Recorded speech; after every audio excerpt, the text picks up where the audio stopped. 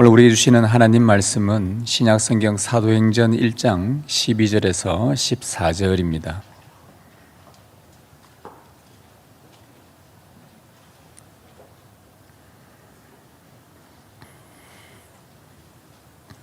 사도행전 1장 12절에서 14절 우리 세 절 말씀을 오늘은 한 목소리로 이렇게 말씀을 봉독하도록 하겠습니다.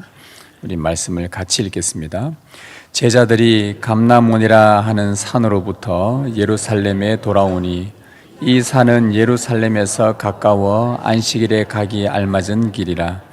들어가 그들이 유하는 다락방으로 올라가니 베드로, 요한, 야고보, 안드레와 빌립, 도마와 바돌로메, 마테와 및 알페오의 아들 야고보, 셀로딘 시몬, 야고보의 아들 유다가 다 거기 있어 여자들과 예수의 어머니 마리아와 예수의 아우들과 더불어 마음을 같이하여 오로지 기도에 힘쓰더라. 아멘. 주님 감사합니다. 이제 주의 말씀 듣습니다. 주의 영으로 이 시간 우리 가운데 충만히 임재하셔서 하나님의 말씀을 깨닫는 은혜를 허락하옵소서. 주님 말씀하여 주옵소서. 우리가 주의 말씀을 듣겠습니다. 우리 주 예수님의 이름으로 기도드립니다. 아멘. 네, 원래 기도는 내 집은 만민이 기도하는 집이라는 표를 가지고 원래 시작하면서 기도라는 부분들을 계속 설교를 하고 있습니다. 지난주와 지지난주 두 주간에 걸쳐서 원래 표에 대해서 설교했고요. 오늘은 하나님께서 특별히 우리에게 주시는 마음 가운데 기도에 관한 설교 중에 함께 기도하는 기도의 중요성에 대해서 좀 설교를 하려고 합니다. 혼자서도 충분히 기도를 해야 하고 또 할 수도 있고, 그러나 오늘은 주님께서 성도가 함께 모여 기도하는 것을 또 기뻐하신다라는 이 내용을 함께 좀 나누려고 합니다. 여러분, 함께 기도한다. 우리가 함께라는 이 더불어라는 이 단어를 들었을 때에 떠오르는 성경의 교리가 하나 있습니다. 우리가 잘 알고 있는 임마누엘이라는 교리입니다. 임마누엘, 하나님이 우리와 함께 하신다. 함께라는 이 단어 참 중요하죠. 하나님께서 세상을 창조하신 목적 가운데 중요한 한 가지는 본인께서 창조하신 사람들과 함께 살고 싶어 하는 것이었습니다. 하나님의 창조의 목적. 성부와 성자와 성령께서 영원토록 함께 계셨던 것처럼 삼위 하나님의 뜻은 그분이 창조한 사람과 함께 지내고 싶어 하는 것, 함께 살고 싶어 하는 것입니다. 하나님은 사람과 함께 하고 싶어 한다는 이 말씀을 천사를 통해 이 세상에 계시한 적이 있었어요. 바로 이것이 예수님이 나시기 전에 가브리엘 천사를 통해 알려주신 하나님의 원대한 뜻, 내가 사람과 함께 하고 싶다. 그때 천사를 통해서 주어진 계시의 말씀이 이거였죠. 보라, 처녀가 잉태하여 아들을 낳을 것이요 그 이름은 임마누엘이라 하리라. 그 이름을 번역한 즉 하나님이 우리와 함께 계신다. 성부 하나님의 뜻은, 이 세상에 천사를 통해 알려주신 성부 하나님의 뜻은 임마누엘이었습니다. 하나님이 함께 하시는 것. 성자 예수님은 이 성부의 뜻을 너무나 사랑하였습니다. 아버지의 뜻을 너무 사랑했기 때문에 이것을 이루기 위해서 본인이 임마누엘 되시려고 사람의 몸을 입고 이 땅에 오신 것입니다. 그리고는 아버지의 뜻을 쫓아서 하나님이 사람과 함께 하고 싶어 했던 것처럼 예수님이 이 땅에 오셔서 사람들과 함께 살기 시작했습니다. 사람들과 더불어 사셨습니다. 예수님이 이 땅에 오셨으면 하나님이시잖아요. 우린 죄 많은 인간이잖아요. 이야, 내가 하나님인데 어찌 이 죄 많은 인간과 함께 할 수 있을까? 같이 있을 수가 없지. 나는 너희들과 달라. 예수님이 따로 거하지 않고 그 죄 많은 사람들 가운데 오셔서 함께 더불어 죄인들과 사셨습니다. 예수님께서 사람들과 함께 살면서 하늘에 계신 성부 하나님의 뜻도 알려주셨고 하나님의 말씀을 가르쳐도 주셨고 또 하나님의 뜻을 깨닫게도 하시는 이 일을 성부께서 너무나 기뻐하셨습니다. 따라서 예수님께서 사람들과 함께 지내는 것, 더불어 사는 것, 그 자체가 성부 하나님의 뜻인 임마누엘을 성취하신 것입니다. 여러분, 예수님을 믿기 전과 믿은 후에 여러분의 삶을 한번 비교해 보십시오. 하나님이 우리 안에 함께 거하시기 전과 거하신 이후의 삶을 한번 비교를 해 보십시오. 차원이 다르지 않습니까?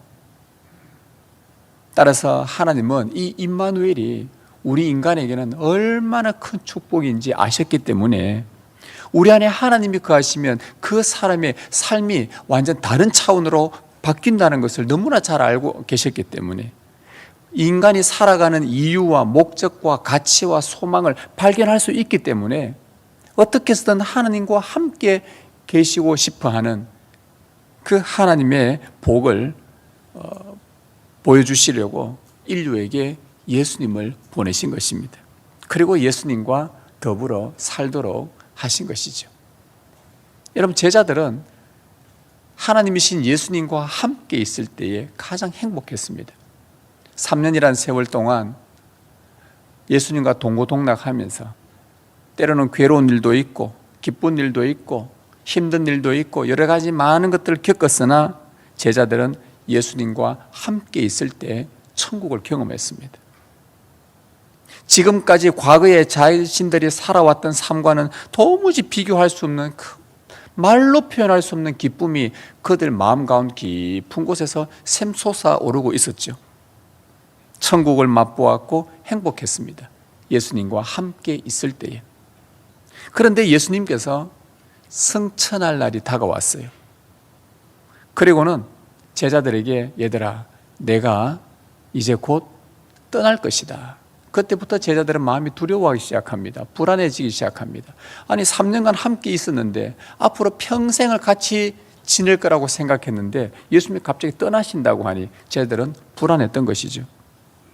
그러나 우리 예수님은 당신의 빈자리를 제자들이 조금도 느끼지 못하도록 내가 여전히 너희와 함께 있다는 것을 의심하지 않도록 그리고 제자들이 지금 예수님을 눈으로 보는 것보다도 훨씬 더 확실하게 예수님이 나와 함께 있고 예수님을 볼 수 있도록 하기 위해서 예수님이 약속하신 것이 뭐냐? 성령을 보내줄게, 이거였습니다.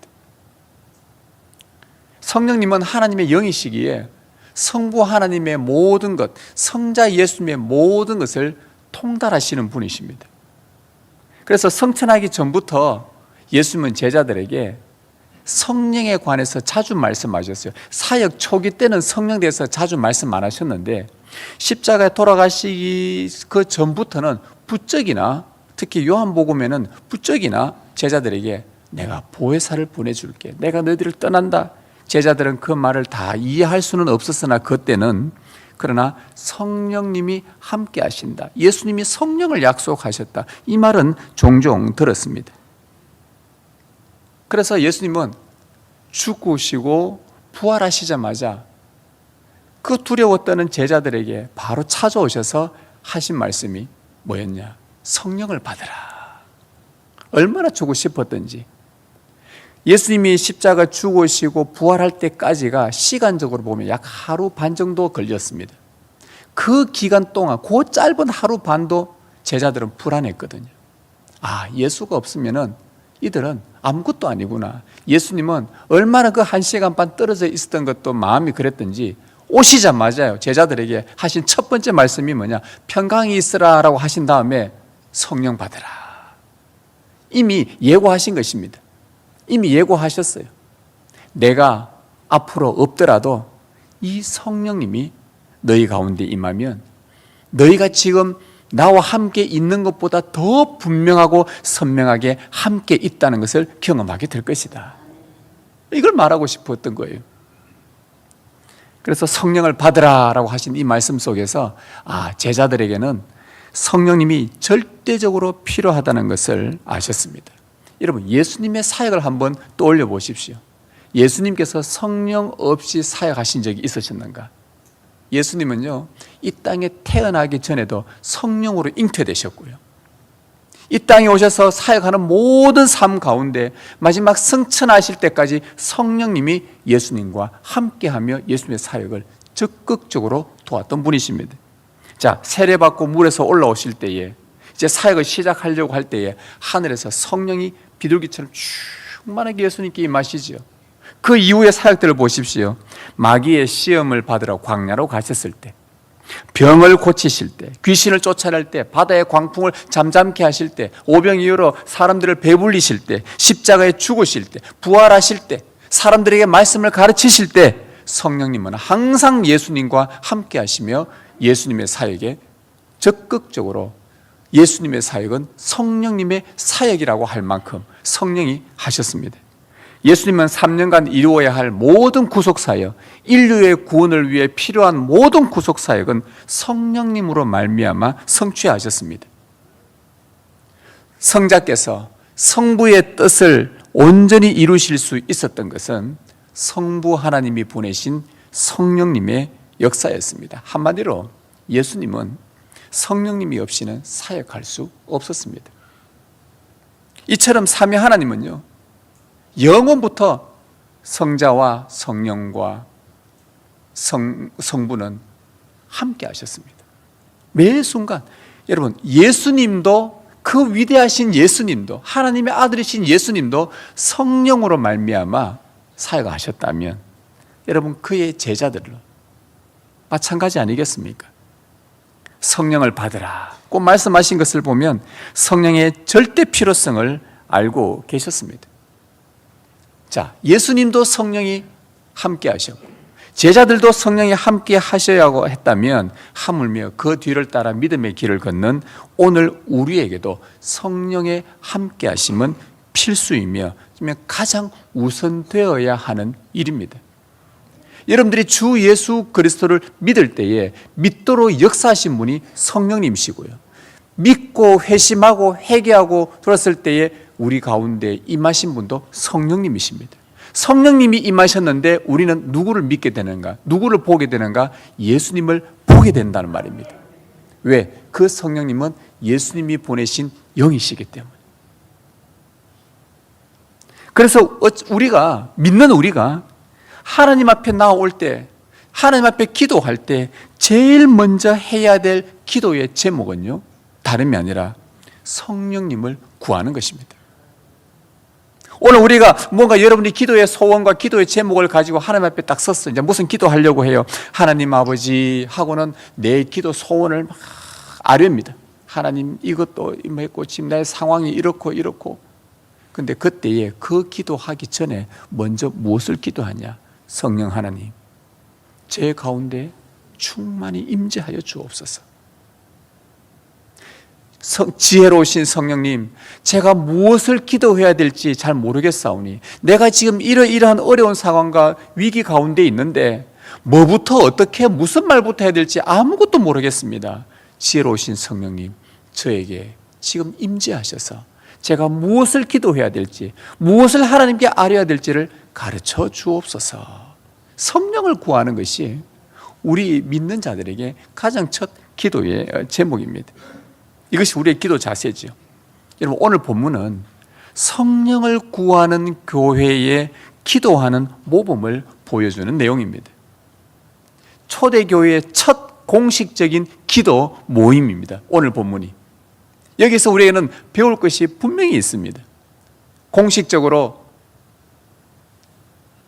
하나님의 자녀들이 모여서 기도하는 이 모임 속에 그들의 모습을 통해 오늘 우리가 성령을 구하는 오늘 우리의 기도의 모습이 어떠해야 될지를 알려주는, 중요하게 가르쳐주는 시사하는 바가 큽니다. 예수님께서 성천하신 후에 제자들은 성령님을 받기 위해서 한자리에 모여서 기도하기 시작합니다. 오늘 본문의 12절을 보십시오.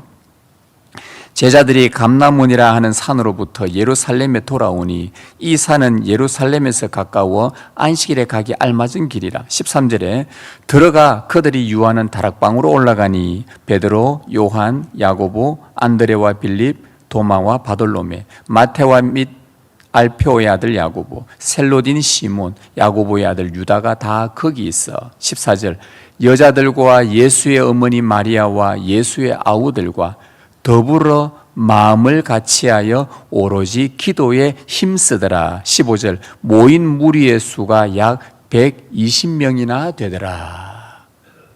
여러분, 오늘 방금 읽었던 이 본문의 핵심은요, 한 줄로 요약하자면은 제자들이 한 장소에 함께 모여서 마음을 같이하여 기도에 힘썼다라는 겁니다. 이게 요지입니다. 여러분, 12절에 제자들이 감람원이라 하는 산으로부터 예루살렘으로 왔습니다. 다락방으로 왔습니다. 무슨 사건이 있고 난 이후였습니까? 감람원이 있었다는 것은 예수님께서 이제 막 승천하셨다는 말입니다. 승천하시자 11명의 사도들을 포함한 약 120명의 제자들이 예루살렘에 와서, 예루살렘에 오면 그들이 늘 유하던 다락방 2층으로 올라가서 그곳에서 기도했다는 겁니다. 120명이 앉을 만한 공간이었습니다. 지금 그 120명 가운데는 놀랍게도 예수님이 계시지 않습니다. 승천하시고 나서 계시지를 않습니다. 여러분, 당시의 사회 정황은 어떠했는가? 예수님의 부활을 말하는 자들을 통제했습니다. 입을 막았습니다. 강압적으로 체포했습니다. 예수님이 부활했다는 소문이 자꾸 곳곳에 들리니까 막아라. 예수님의 부활을 말하는 자들을 체포해라. 예수님에 관한 진실은 무엇이든지 막으려는 분위기였죠. 경비가 삼엄했습니다. 이런 상황에서 제자들이 거리를 활보하고 다니는 것은 참 어려운 또 위험한 일입니다. 그런데 제자들에게는 무거운 짐이 하나 있습니다. 함부로 돌아다니지는 못하는데 그들의 마음의 짐이 뭐냐? 승천하실 때 예수님께서 유언을 하나 남겼거든요. 그게 뭐입니까? 오늘 읽은 12절 바로 앞에 8절에 보면 오직 성령이 너에게 임하시면 너희가 권능을 받고 예루살렘과 온 유대와 사마리아와 땅 끝까지 이르러 내 증인이 되리라. 예수님의 유언이었습니다. 지상 명령과 같은 유언이었죠. 자, 땅 끝까지 이르러 내 증인이 되리라. 그런데 이 유언을 이루기 위해서는 땅 끝까지 주님의 증인이 되려면 조건이 있었습니다. 성령의 권능을 받아야 되는 거예요. 성령이 너에게 임하시며 권능을 받아야만 할 수 있으니까. 자, 예수님의 부활을 말하는 자들을 체포하는 삼엄한 경비 가운데 생명을 위협하는 불안정한 상황에서, 그런데 땅끝까지 예수님의 부활을 증거하라는 증인이 되라는 주님의 유언.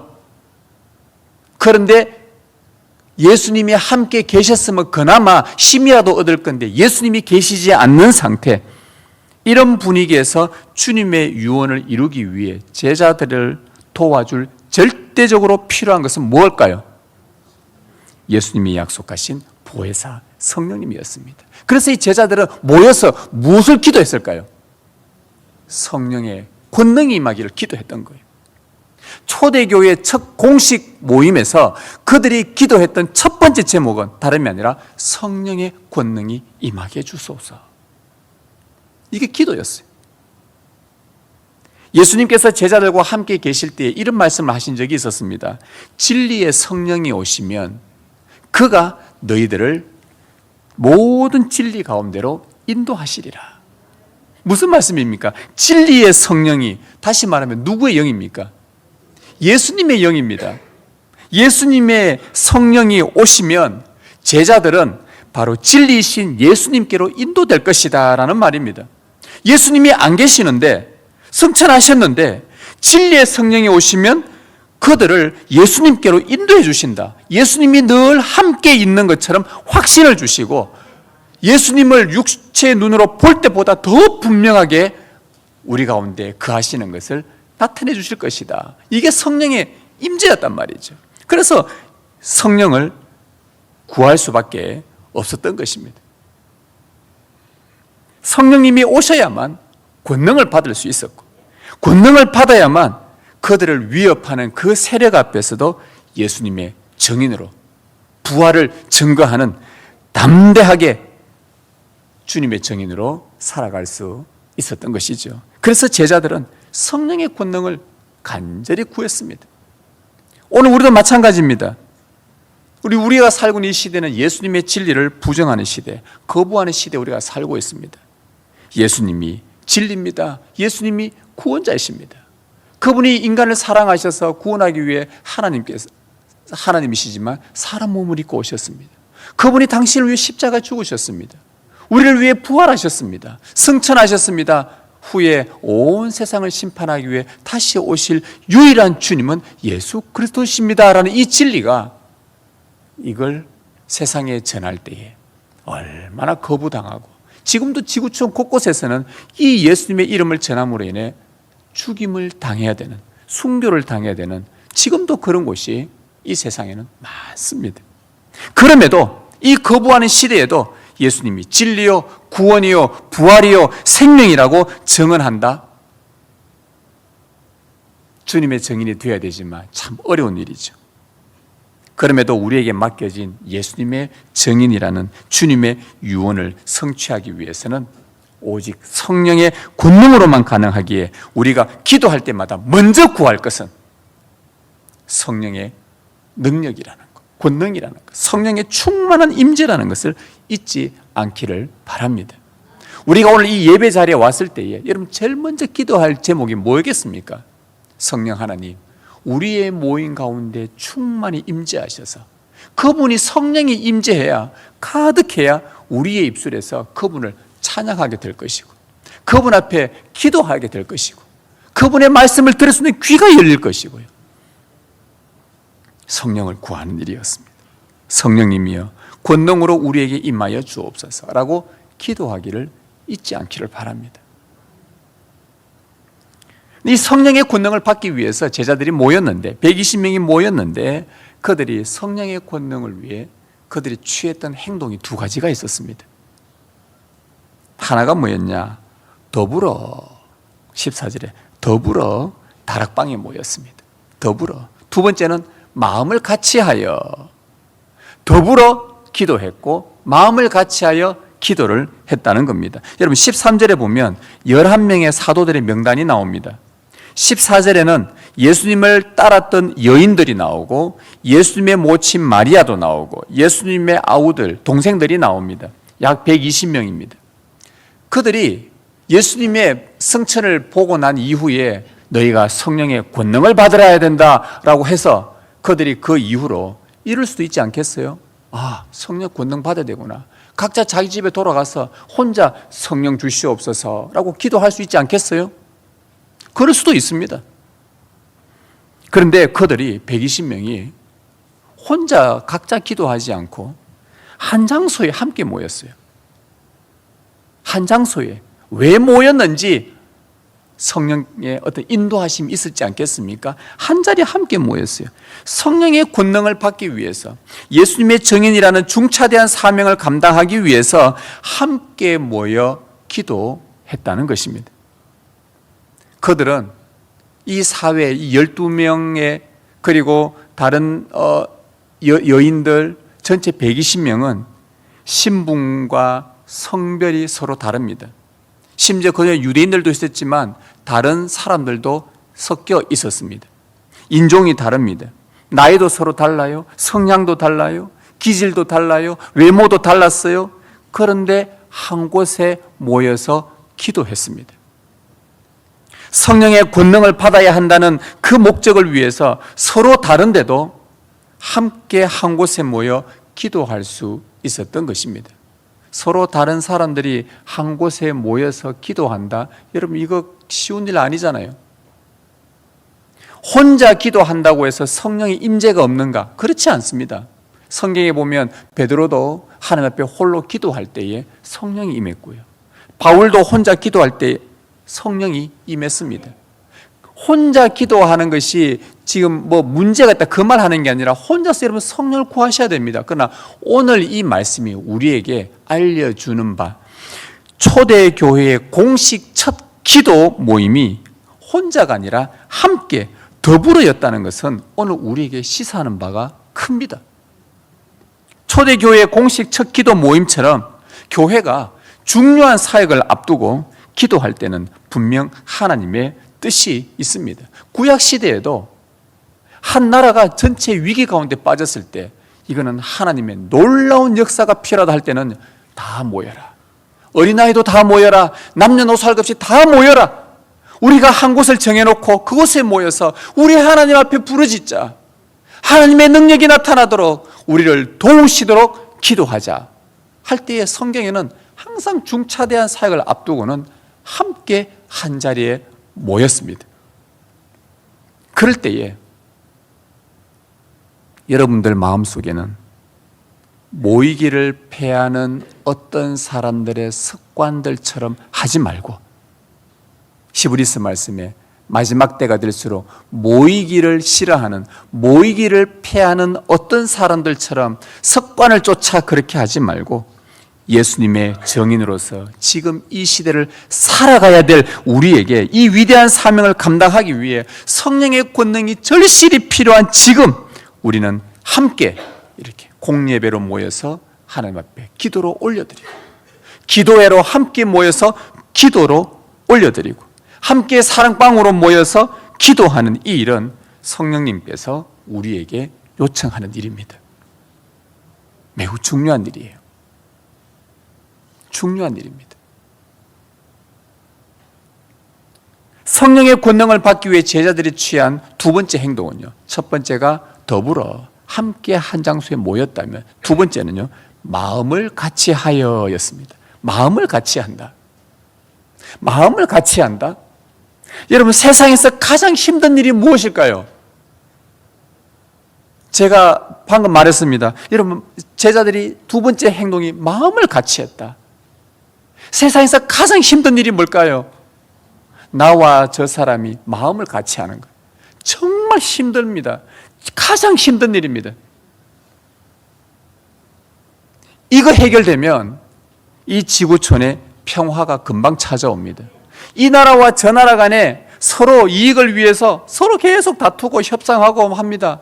마음을 같이 하는 것은 거의 불가능합니다. 마음 같이 하면요, 전쟁도 사라집니다. 마음 같이 되면 미움도 정오도 사라집니다. 오해도 사라집니다. 여러분, 제자들도 한번 보십시오. 예수님과 함께 있는 동안에 얼마나 다투었는지요.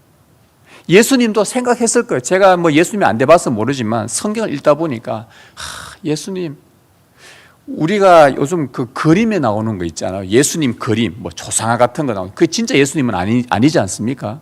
본 사람이 뭐 그 사진을 찍어 놓은 것도 아니고. 그거 보면 예수님이요, 머리 숱이 진짜 많아요. 멋있게 생겼어요. 그런데 아닐 것 같아요. 제가 볼 때는. 그 12명 데리고 다니면서 얼마나 속썩였는지. 예수님이 하나님 주셔서 그렇지, 아마 그분 진짜 우리처럼이었으면 뭐 간은 이미 벌써 다 상했을 거고 온갖 신경 다 쓰고 잠도 못 자고 아마 그러지 않았을까. 그 12제자들이요, 있을 때마다 다투입니다.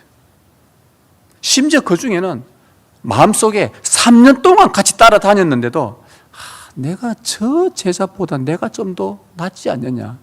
심지어 실제적으로 어떤 그 드라마 작가가, 예수님의 생애를 쓴 작가들이요, 얼마나 그걸 놀랍게 묘사했냐 하면은 계속 3년 동안 지내면서 그들의 목적은 예수님이 오셨으니까 당신의 나라를 이루실 거니까 그 나라가 임하면 로마 제국이 무너뜨리고 예수님의 능력으로는 충분히 가능하다. 5,000명 동안 빵 5개, 물고기 2마리 먹이시니까 분명히 저 자리에 앉을 건데, 저 자리에 앉으면 저 옆에 누가 앉을 것인가. 제자들이요, 그래도 12명 중에 내가 좀 낫지 않겠나. 예수님이 베드로 나를 제일 먼저 불렀는데 내가 그래도 명분이 있지, 내가 저 자리에 앉아야 되지 않느냐. 늘 예수님 옆에 다니면서 예수님하고 내가 고기 잡아서 예수님 고기도 사주고 이랬는데 내가 저 자리에 앉아야 되지 않을까. 그런 생각을 살짝 내비쳤을 때 옆에 있던 것 때문에 막 뭐같이 물고 날려오는 다른 제자들이 그때부터 꼴보기 싫은 거예요. 베드로가 꼴보기 싫은 거예요.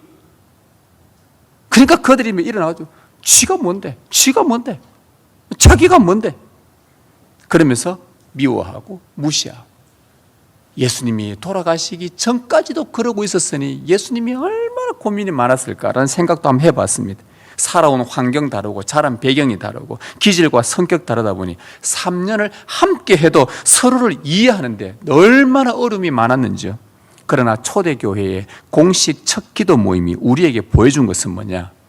그들이 승천 이후에 예수님이 십자가 죽으시고 승천을 기점으로 해서 그전에는 그랬을지 몰라도 예수님의 부활을 보고 믿은 그 이후요, 그들은 서로 마음을 같이 할 만큼, 할 수 없을 만큼 너무나 달랐지만 오늘 말씀은 마음을 같이 했다. 이게 기적 중에 기적인 거예요. 마음을 같이 하는 것에서 위대한 사역이 시작되었다는 것을 초대교회 공식 첫 기도 모임 우리에게 알려주는 겁니다. 교회 사역하다 보면요, 여러분 그렇지 않아요? 서로 마음이 안 맞는 것은 지극히 당연하다고 생각하십시오. 여러분 교회 왔는데, 와, 이 교회 왔는데 사람이 어떻게 저럴 수가 있노? 같이 뭘 사역을 하는데, 야, 저 사람, 와, 인간이 그 앞에서는 이야기하는 집에 가가지고, 와, 인간은 저럴 수가 있나? 그 말이 나오면 그 교회는 정상입니다. 야, 내 교회 갔더니만 다 천사들만 있더다. 그 거짓말이에요. 아니에요. 천사들은 처음에 보면 다 천사예요. 한 주 보면요, 아직까지 천사예요. 1년을 지냈어요. 좀 천사 같아요. 같이 어느 부서를 같이 섬겨요. 2년 섬겼어요. 그 다음부터 천사가 50% 확 줄어버려요. 3년을 지나요. 5년 지나요. 7년 전에요. 저 인간 딴 교회 안 가나, 이 생각한단 말이에요. 그 교회가 정상이에요. 마음을 같이 맞추는 게 너무너무 어려운 게 교회예요. 그럴 수밖에 없어요. 사랑방이든 전도회든 부서 모임이든 마음을 온전히 같이 한다? 쉽지 않다는 거, 어렵다는 거 여러분 너무나 잘 압니다. 그런데 그럼에도 불구하고 우리 속에 주 예수님, 부활하신 주님이 자꾸 성령으로 역사를 해요. 좀 마음을 꺾어라. 네 성질 죽여라. 네 고집 피우지 마라. 조금만 양보해라. 마음을 같이 해라. 그리고 기도해라. 그래도 부활하신 주님을 믿고 나니까 이거는 알고는 있지만 여전히 마음 같이 망고는 힘드나 계속해서 깎여나가고 그래서 마음을 같이 하는데 초대교회의 공식 첫 기도 모임에서 우리에게 가르쳐주는 정말 중요한 핵심이 그랬던 그들이 마음을 같이 했더라. 이 중차대한 사역을 앞두고 성령의 권능을 받기 위해 이 구하는 일에 마음을 같이 했더라. 이게 참 놀라운 일이죠. 이게 기적 중에 기적인 것입니다. 예수님의 정인의 사명을 감당할 수 있도록 성령의 권능이 임하기를 간절히 사모하며 더불어 함께 한 곳에 모였고 그들이 의도했던 의도하지 않았던 성령님은 그들의 마음을 움직이게 하셔서 한 곳에 모이게 하셨고 마음을 같이 하게 하셨고 오로지 기도에 힘쓴 그 120여 명의 제자들, 바로 그들이 예수님께서 바라시던 진짜 기도의 집이었던 것입니다. 그 당시 그 옆에 이들이 예루살렘에 있는 어느 다락방에 올라갔단 말이죠. 그런데 그들이 기도의 집이 예수님이 바라시는 기도의 집, 그런데 예수님이 원치 않았던 기도의 집이 옆에 한 군데 더 있었죠. 무슨 성전입니까? 예루살렘 성전. 예루살렘 성전은 기도의 집으로서 기능을 상실했습니다. 하나님은 기능을 상실한 기도의 집을, 예루살렘 성전을 대신하여 새로운 기도의 집을 지금 세우고 있는 중입니다. 주님의 부활을 목격하고 믿은 약 120명의 제자를 기도의 집으로 다시 세우시려고 합니다. 기도의 집으로서 기능을 상실한 그 성전이 있는 예루살렘에서 말이죠.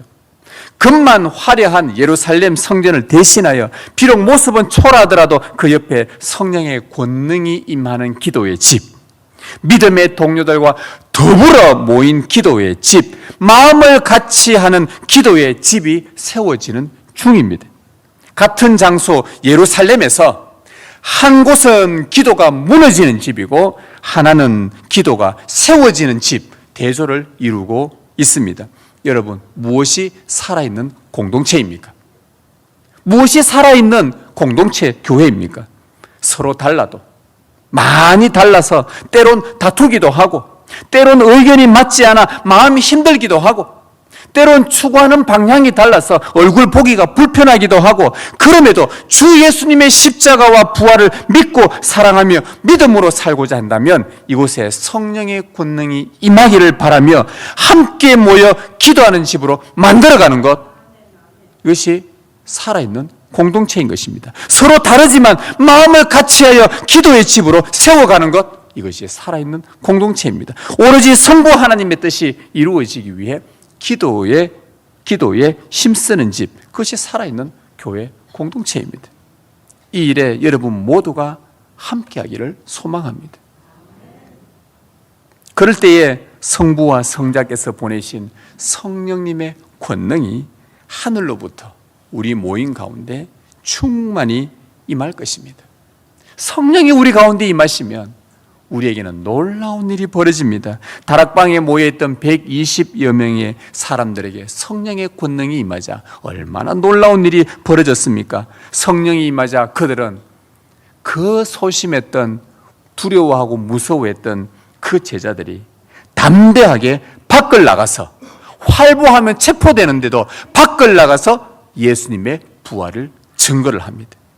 십자가에 못 박히신 예수님을 비웃고 조롱하며 저주했던 약 3,000명에 되는 사람들이 예수님을 주와 그리스도라고 고백하는 일이 일어나는 거예요.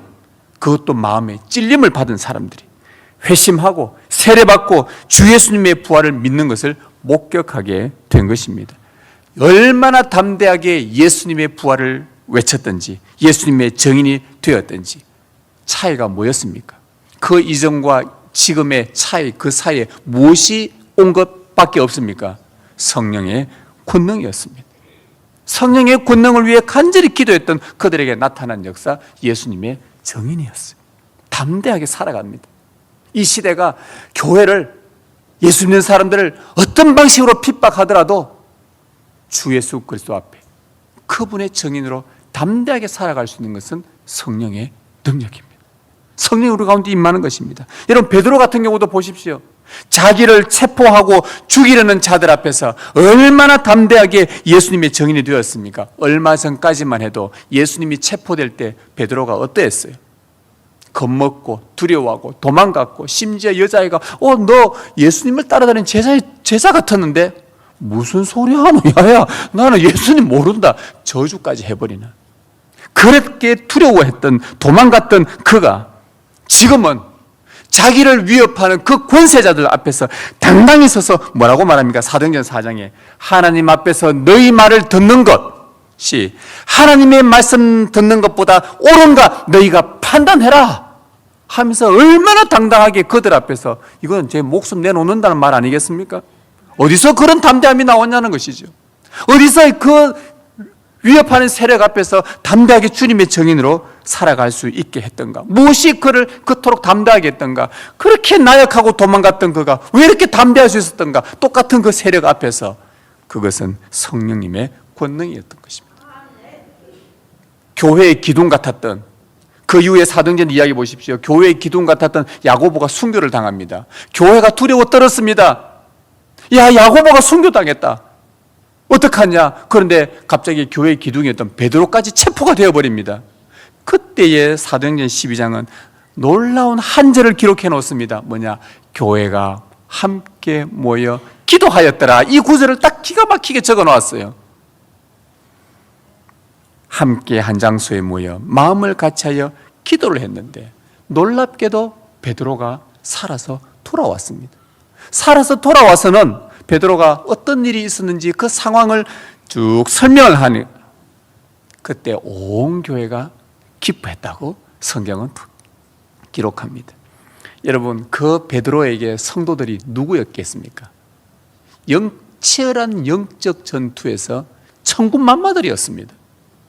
여러분의 이 세상에서 믿음으로 살아가는데 여러분 가까이서 돕고 함께 해주고 여러분에게 힘이 되어줄 천군만마가 누구겠습니까?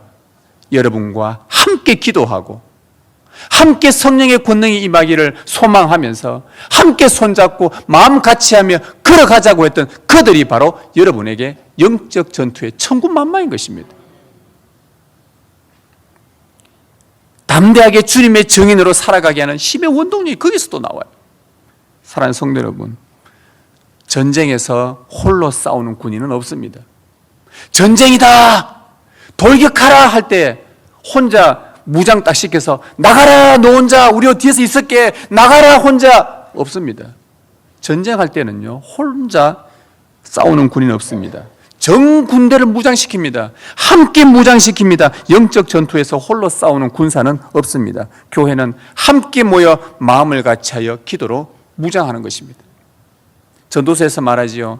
한 사람이면 패하겠거니와 두 사람이면 그래도 맞설 수 있겠으니 세 겹줄은 쉽게 끊어지지 아니하니라.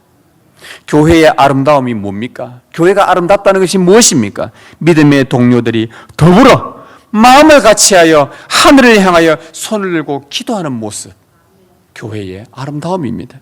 그럴 때 주님 안에서 서로에게 힘이 되어줄 수 있고 주 안에서 함께 자랄 수 있고 믿음의 길을 함께 걸어갈 수 있고 영광의 나라를 함께 바라볼 수 있을 것입니다. 혼란한 이 시대에 성령의 권능을 간절히 구하자고 우리가 함께 교회에서 말할 때에, 악한 시대에 주님의 증인으로 단단한 믿음을 갖자고 우리 함께 모여 기도하자고 말할 때에 여러분 더불어 마음을 같이하여 기도에 동참하는 즐거움이 여러분에게 가득하기를 진심으로 소망합니다. 뺀질거리지 말고. 갑자기 고개 숙이는 몇 분이 계시는데 부끄러워하지 마십시오. 얼굴을 드십시오. 그 즐거움이 있다라는 것, 이게 얼마나 즐겁다는 것. 여러분 주의 말씀이 꿀보다 단 적이 있었습니까? 쉽게 안 나올걸요. 말씀을 읽는데 꿀보다 잠 잘 오긴 하죠. 꿀보다 달다. 여러분 정말 꿀보다 달다고 경험하신 적이 있습니까? 말씀이 반드시 있습니다. 반드시 꿀보다 더 단 말씀이 있단 말이죠. 이 기도에 함께 동참하는 일, 그 즐거움이 여러분에게 가득하기를 소망합니다. 그리하여 우리 가운데 하나님 나라와 그분의 뜻이 우리 안에 성취되는 그 놀라운 축복이 여러분 가운데 충만하게 있기를 주님의 이름으로 기원합니다.